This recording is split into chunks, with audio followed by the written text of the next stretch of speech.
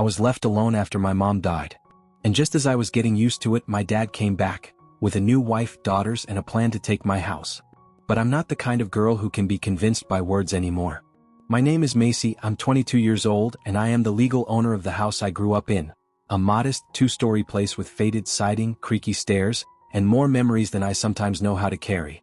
My mother, Sarah, passed away last year after a sudden stroke that came without warning and left a silence in her place that still echoes through the walls.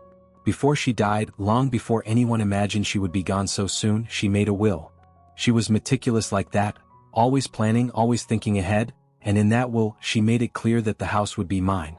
She signed the documents when I was still 17, a decision she told me was about ensuring I'd have a stable foundation, a place that could never be taken from me no matter what life threw at me.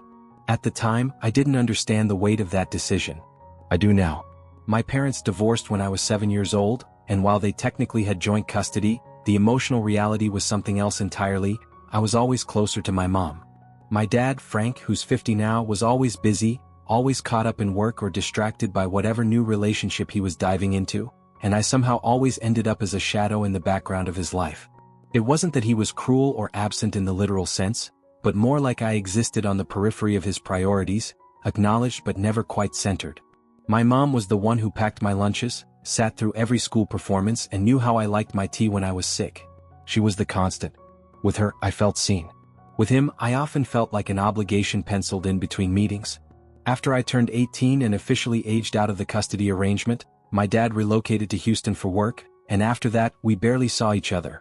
Maybe a phone call every few weeks, the occasional birthday text, but nothing consistent.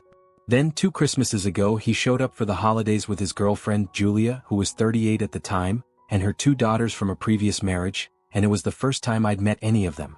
Despite the distance and the awkwardness, I made the choice to welcome them with open arms.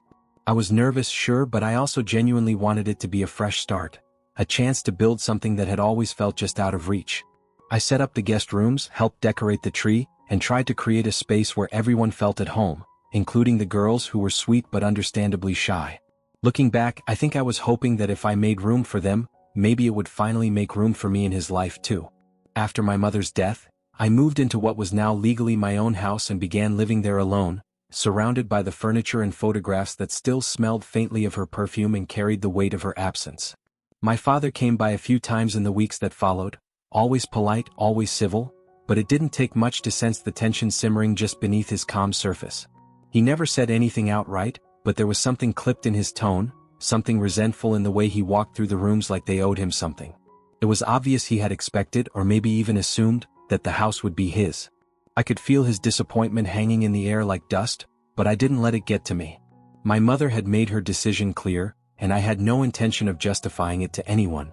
Half a year ago, my dad called and told me that he and Julia had gotten engaged, and that they were planning to have the wedding in our town, which surprised me but didn't seem entirely out of character for him. He always liked the optics of tradition, even if he rarely followed through on the substance. They asked if they could stay at my house in the days leading up to the ceremony, just to save money and be closer to the venue, and after a pause that felt heavier than it should have, I said yes. The truth is, I was lonely. The kind of lonely that crept in after the funeral casseroles stopped arriving, after the sympathy texts slowed, and the silence of the house began to echo louder than grief itself. I told myself it would be nice to have people around again, to fill the empty space with voices and movement, even if part of me already sensed I was opening the door to more than just temporary guests. For a little while, it was genuinely nice to have my family around again. The house felt alive in a way it hadn't since my mother passed, filled with the smell of Julia's cooking, the sound of laughter from the girls watching movies in the living room, and the soft hum of conversation that spilled into the evenings. We all got along surprisingly well, and I found myself settling into a rhythm I hadn't realized I'd been craving. For the first time in a long while, I didn't eat dinner alone or fall asleep to the sound of nothing. I even started to imagine what it might be like if they stayed longer, if this cobbled-together version of family could somehow become permanent. But just as that thought was starting to feel warm and possible, my dad sat down next to me one afternoon, his expression unusually serious, and asked me a question that shifted everything. 3 days before the wedding, while the house buzzed with last-minute preparations and the scent of fresh flowers lingered in every hallway, my father sat me down and asked if he, Julia, and the girls could move in with me permanently after the ceremony. The words landed with a strange weight, not heavy in volume but in implication, and I sat there for a long moment, unsure how to respond. A part of me wanted to say yes immediately, to cling to the warmth that had returned to the house, to the illusion that maybe this was what healing looked like. Family under one roof again, laughter echoing in the kitchen, no more lonely nights. But something deep inside me hesitated, a quiet tug that I couldn't ignore, and so instead of answering, I told him I needed some time to think about it. I saw something flicker in his eyes, maybe surprise, maybe annoyance, but he nodded and we left it at that, the question now hanging between us like a curtain I wasn't quite ready to pull back. He clearly wasn't thrilled with my hesitation, but to his credit, he didn't push me about it. There was a brief, clipped silence between us after I asked for time, but he let it go and I appreciated that. Deep down, I had every intention of saying yes after the wedding. I thought maybe I just needed the event to pass for the dust to settle, and then I'd feel more sure, more ready. But 2 days after the ceremony, I woke up to a strange and unsettling quiet. The kind of silence that doesn't just feel still, it feels empty. I walked through the house, calling out casually at first, thinking maybe they had gone for coffee or a morning walk, but every room was untouched, the beds made, their bags gone. I finally checked my phone and saw nothing, no message, no missed call. It wasn't until I opened the group chat hours later that I found out they had left for their honeymoon without even telling me. No goodbye, no thank you, not even a note on the kitchen table. Just gone. I spent the whole morning trying to reach them, calling both my dad and Julia over and over, each call going straight to voicemail, each unanswered ring making the pit in my stomach grow heavier. It wasn't until late in the afternoon that Julia finally picked up, her voice clipped and strangely cold, as if I was the one inconveniencing her by calling. When I asked why they had left without saying a word, she gave a small, dismissive laugh and said they had simply forgotten to tell me, like it was the most natural thing in the world to vanish without a word from someone's home. Then, as if that wasn't enough, she told me not to be dramatic and to make sure the house was cleaned up before they got back, as if I were some sort of innkeeper instead of the legal owner of the home they were casually treating like a hotel. Something about the way she said it, so casual, so condescending, snapped something loose inside me like a thread that had been fraying quietly finally gave way. Her dismissive tone made it crystal clear that in her eyes, I wasn't family or even a person to be respected. I was just an accessory to their comfort, a doormat they expected to keep wiping their feet on. That realization hit hard, but it also brought a strange sense of clarity. This was my home, my mother's house, the one she left to me with intention and love, not a temporary stopover for people who didn't even have the decency to say goodbye. So I gathered every piece of their belongings, folded what I could, tossed the rest in boxes and carried them out to the yard. With each trip to the curb I felt lighter. And when I turned the last lock and slid the deadbolt into place after having a locksmith change every one of them, I finally felt something I hadn't felt in a long time, peace. When they came back from their honeymoon, I wasn't home. I had made sure of that because I knew exactly how it would play out and I had no interest in witnessing the performance. It didn't take long before my phone lit up with a call from my dad, and the moment I answered, he was already yelling. His voice was full of rage, not confusion or concern, but pure fury, as if I had committed some kind of unforgivable betrayal rather than asserting a basic boundary. He called me names I never imagined I'd hear from him, accused me of being ungrateful, cold, and selfish, and said my mother wouldn't even recognize the person I had become. I let him rant, waited for the pause, and then I told him, calm and steady, that if I saw him or anyone else from his little family standing on my lawn or trying to come onto the property, I would not hesitate to call the police. This wasn't just a house, it was my home and I would protect it. That night he called again, but this time he wasn't alone. Julia was on the line with him, her voice slipping in after his with a tone that was clearly meant to sound soft and conciliatory, but instead landed like something rehearsed. She said she was calling to apologize, that she hadn't meant to come off so harsh, and that maybe we had all just gotten off on the wrong foot. She kept using phrases like, start from scratch, and put everything behind us, as if the problem was just a simple misunderstanding instead of a total disregard for boundaries. But the apology didn't sit right with me. It felt hollow, like she was only saying the words because she realized the free ride was over. There was no sincerity, no acknowledgement of how deeply disrespected I had felt, just vague language and forced warmth.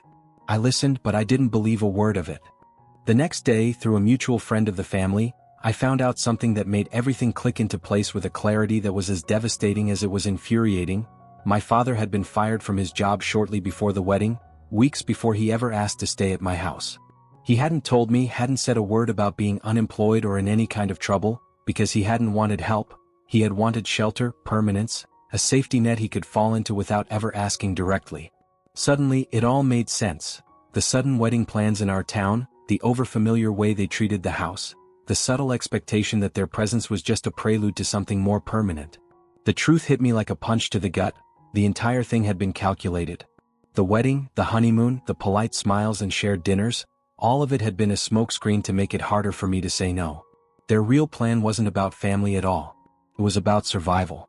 And I had been the backup plan all along. I refused him again for the second time, this time with no hesitation and no soft edges in my voice. I told him I understood now, that I saw through everything, and that whatever expectations he had placed on me, spoken or unspoken, were never mine to carry. That was when his tone changed, slipping from wounded to menacing, and he told me I would regret this, that one day I'd look back and realize what I'd done. But his threat didn't scare me. Not even a little. The truth is, he hasn't done enough for me to feel indebted to him. Not emotionally, not practically, not in any way that matters.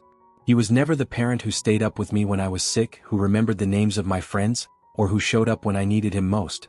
And now, when the house my mother left me is the one thing I have left of her, he wants to take even that? No. I am not afraid of him, and I won't be guilted into sacrificing my peace for someone who only remembers I exist when they need something. Now they are leaving the city, packing up whatever plan they had and moving on to somewhere else, and for the first time in what feels like months I am finally breathing freely. The silence in the house feels different now. Still quiet, yes, but no longer heavy, no longer filled with tension or the sense that I'm being watched or judged in my own space. Am I lonely? Absolutely. Some nights it still stings to sit at the kitchen table alone or pass by the guest rooms that briefly held the illusion of family.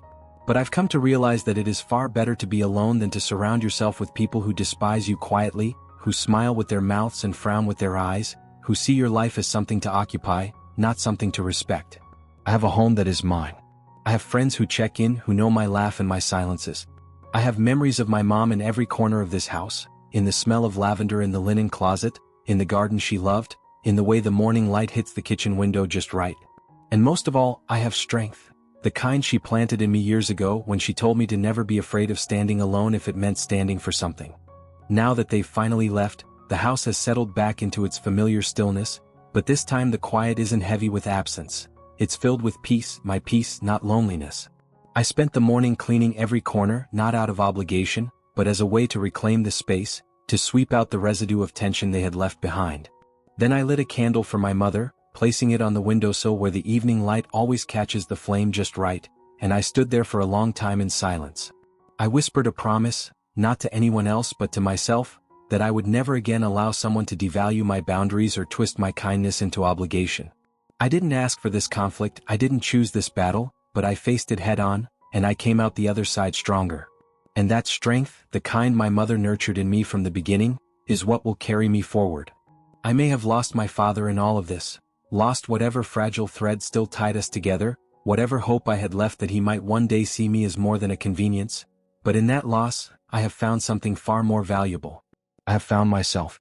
I have found the strength to say no without apology, the clarity to recognize manipulation even when it's dressed in the language of love, and the courage to stand alone rather than be surrounded by people who only show up when they want something. I will never again allow myself to be used under the guise of family because love, real love, is never a transaction. It's not owed, it's not bartered, and it sure as hell isn't conditional. From this point forward, I protect my peace like it's sacred because it is.